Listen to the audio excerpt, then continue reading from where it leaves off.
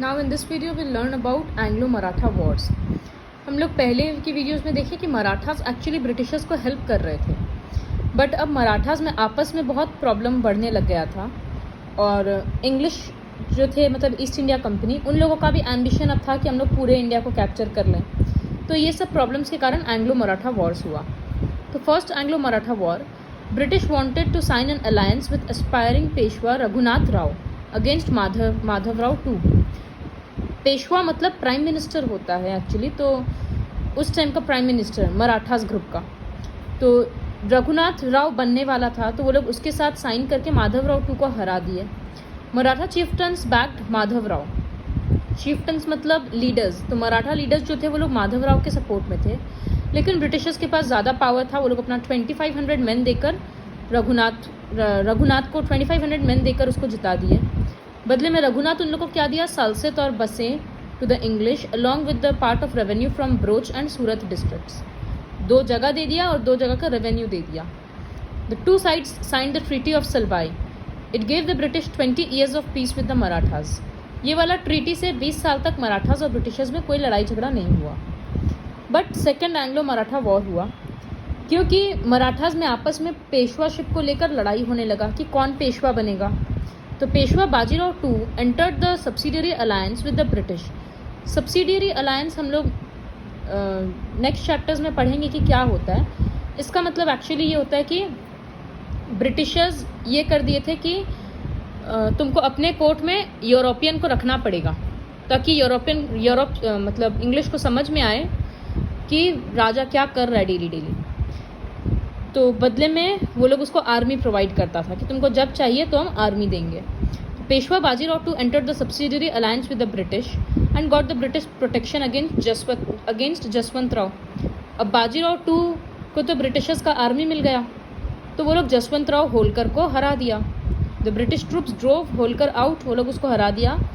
पेशवा बाजीराव उसके साथ treaty sign किया। ये ट्रीटी को भी मराठा चीफ्टन्स 2 कैटेगरी के थे, सिंधिया और भोसले। ये लोग दोनों अगेंस्ट में थे कि इतना पावर ब्रिटिशर्स को मत दो, फिर भी वो दे दिया। और सेकंड मराठा वॉर हुआ इसी वजह से, सेकंड एंग्लो मराठा वॉर। उसमें मराठास एक साथ होकर लड़ाई नहीं कर पाए, तो सारे मराठास को मतलब हार गए। ब्रिटिशर्स पावर में आए और ब्रिटिशर्स नवाब पेशवा किसको बनाए, बाजीराव टू को। Third Anglo Maratha war, Peshwa Bajirao two को ये अच्छा नहीं लग रहा था, did not like his subordinate position under the British. Since उसको पावर ब्रिटिशर्स की बदौलत मिला, तो ब्रिटिशर्स का कहा उनको मानना पड़ता था। ये चीज़ उनको अच्छा नहीं लगा, तो वो मराठा चीफ्स को यूनाइट करने का कोशिश किए कि हम लोग सब मिलकर ब्रिटिशर्स को हरा देते हैं, लेकिन ऐसा हो नहीं पाया। तो इस वजह से British abolish the position of Peshwa. वो लोग बाद में पेशवा का पोजीशन को ही हटा दिया और मराठा का किंगडम सिर्फ एक छोटा जगह तक रह गया जिसका नाम था Satara. This was the end of the mighty Maratha power. इस कारण से मराठा पावर पूरा ख़त्म हो गया। फिर ब्रिटिशर्स को गुरखाज के अगेंस्ट लड़ाई करना पड़ा नॉर्थ में, बर्मीज़ के अगेंस्ट नॉर्थ ईस्ट में। इस तरह से वो लोग लड़ाई करते जाते, अलग अलग रीजन में लोकल रूलर्स को हराकर पूरा जगह कैप्चर करते जाते। तो वो लोग हर इस तरह से ग्रेजुअली जगह कैप्चर करना स्टार्ट किए। अब लास्ट जगह बचा था पंजाब। उस लड़ाई को बोला जाता है Anglo Sikh Wars. During this period the Sikh power was growing in the north west region of Punjab. Sikhs का पावर बढ़ रहा था।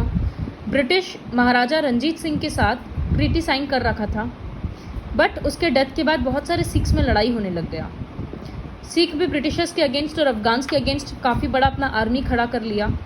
तो जब ब्रिटिशर्स अटैक करने आए, तो हिंदू मुस्लिम सिख पंजाब में जितने भी लोग थे सब कोई अच्छे से लड़ाई कर रहे थे, लेकिन पंजाब सिख्स का जो प्राइम मिनिस्टर था लाल सिंह और कमांडर था तेज सिंह, वही दोनों अपने खुद की आर्मी को धोखा दे दिया, turned traitors, and the Punjab army was defeated.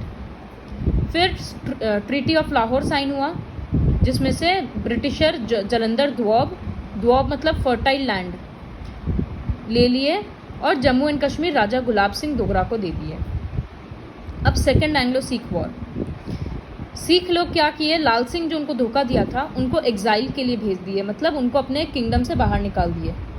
तो ब्रिटिशर्स लोग को अब पूरा पंजाब कैप्चर करना था, तो वो लोग वापस लड़ाई कर दिए लॉर्ड डलहौजी के अंडर में। The greatest annexationist against attacked Punjab and made it a part of British India in 1849। तो इस तरह से ब्रिटिशर्स लोग लोकल रूलर्स का पावर को कम करते गए और खुद अपना पूरा एक स्ट्रॉन्ग आर्मी इंडिया में खड़ा कर लिए। So this is all about how Britishers came into power in India, the establishment of company rule in India.